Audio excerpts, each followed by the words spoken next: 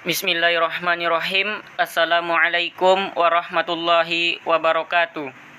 Perkenalkan, nama saya Zoni Firman Putra dengan NIM 21086112 dengan kode seksi 0. Dosen pengampu Haripa Lawanis SPD MPD dari Universitas Negeri Padang. Baiklah, saya akan memaparkan PPT yaitu berjudul Konsep Mekanisme Kontraksi Jantung dan Peredaran Darah. Yang pertama yaitu tentang struktur jantung. Struktur jantung yaitu jantung dalam bahasa Latin yaitu adalah sebuah organ tubuh manusia yang berongga serta berotot yang berperan dalam sistem peredaran darah manusia. Jantung memiliki 4 ruang dan 2 atrium atas atau tunggal atria. Dan ada 2 ventrikel di bagian bawah menjaga darah mengalir melalui jantung hanya dalam satu arah. Struktur jantung ada yang pertama itu arteri paru-paru atau pulmonalis yang berfungsi untuk mengganti kandungan karbon dioksida dengan uap air dalam darah menjadi oksigen. Arteri paru-paru atau pulmonalis juga bertugas sebagai mengangkut darah yang berasal dari jantung menuju ke paru-paru. Yang kedua yaitu vena paru-paru. Vena paru-paru juga berfungsi untuk membawa darah yang kaya karbon dioksida CO2 kembali ke jantung. Dan yang ketiga yaitu serambi kiri. Serambi kiri berfungsi untuk menerima darah bersih dari paru-paru. Yang keempat yaitu adalah kutub bikuspid. Merupakan kutub yang memisahkan antara atrium kiri dengan vertikel kiri. Yang kelima yaitu ada bilik kiri. Bilik kiri berfungsi untuk memompa darah bersih dari jantung ke seluruh tubuh. Yang ketujuh ada vena cava bawah.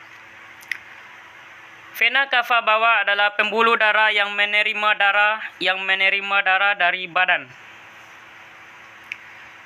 Yang kedelapan ada bilik kanan. Bilik kanan juga berfungsi untuk memompa darah kotor dari jantung ke paru-paru. Yang kesembilan ada kutub tricuspidalis.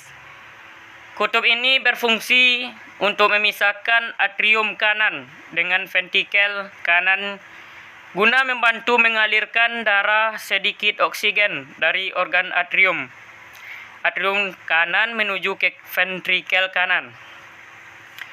Yang ke-10 ada serambi kanan. Serambi kanan juga berfungsi untuk menerima darah kotor dari tubuh yang dibawa oleh pembuluh darah.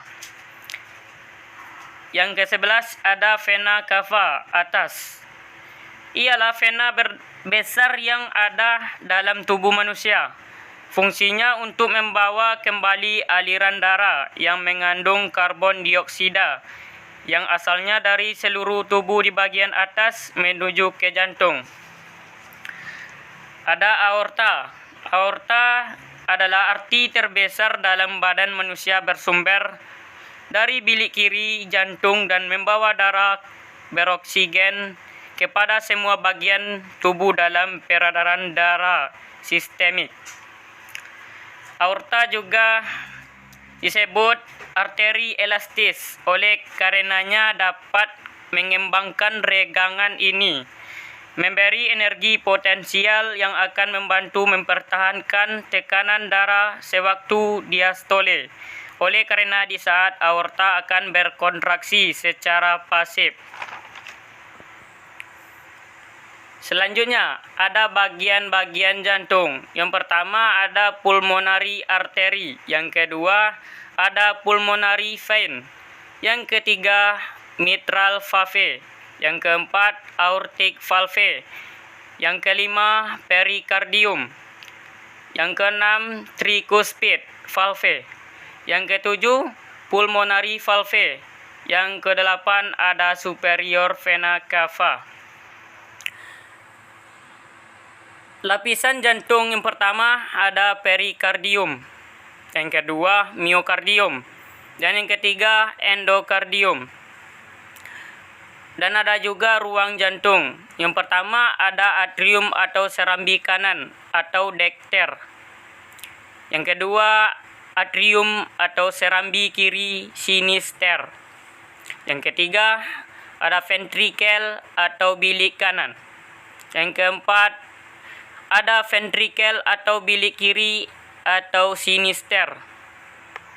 Yang ketiga, ada katup jantung. Selanjutnya, materi tentang mekanisme kontraksi jantung. Secara mekanisme kontraksi otot adalah terjadi sliding filament, sedangkan rangkaian proses berkontraksi secara sederhana merupakan adanya rangsangan otot melalui akson neuron motorik keserabutan otot. Sel otoritmik adalah sel yang jumlahnya sedikit tetapi sangat penting dalam proses kontraksi otot jantung. Karena dari sifatnya, sel otoritmik adalah sel yang memulai potensial aksi yang kemudian diteruskan kepada sel kontraktil untuk berkontraksi. Dengan catatan bahwa sel otoritmik tidak melakukan kontraksi untuk memompa darah.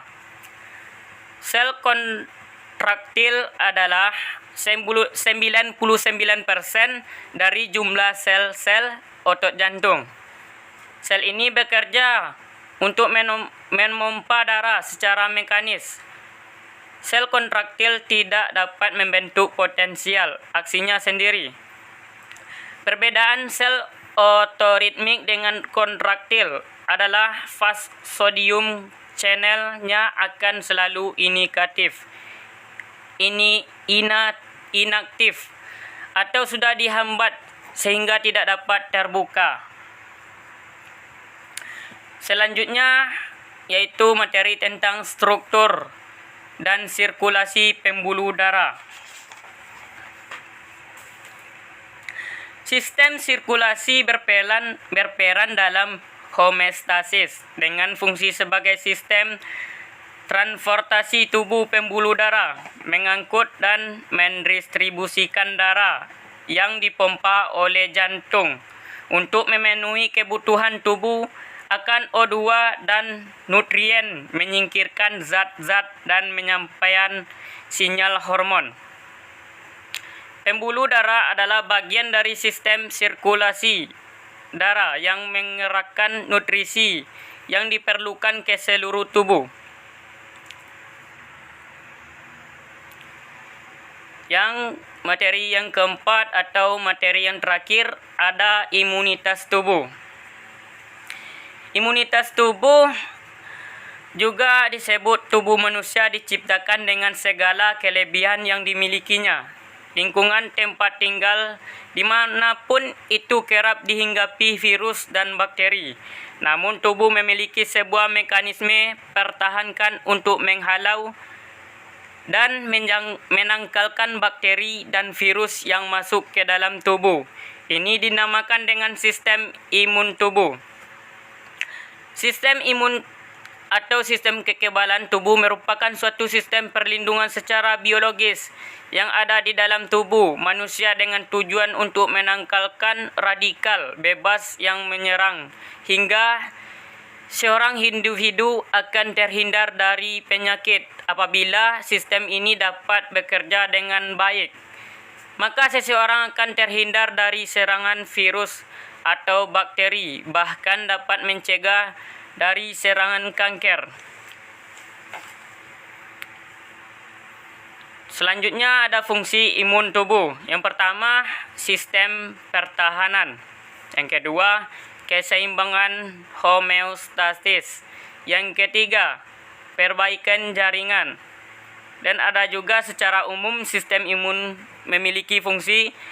Yang pertama, pembentukan kekebalan tubuh. Yang kedua, penolak dan penghancur segala bentuk benda asing yang masuk ke dalam tubuh.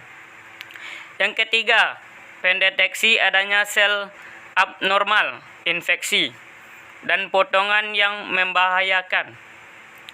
Yang keempat, menjaga keseimbangan komponen dan fungsi tubuh. Hanya sekian yang dapat saya sampaikan. Kalau ada kata-kata yang salah atau kurang jelas, mohon dimaafkan. Wabillahi taufiq wal hidayah. Assalamualaikum warahmatullahi wabarakatuh.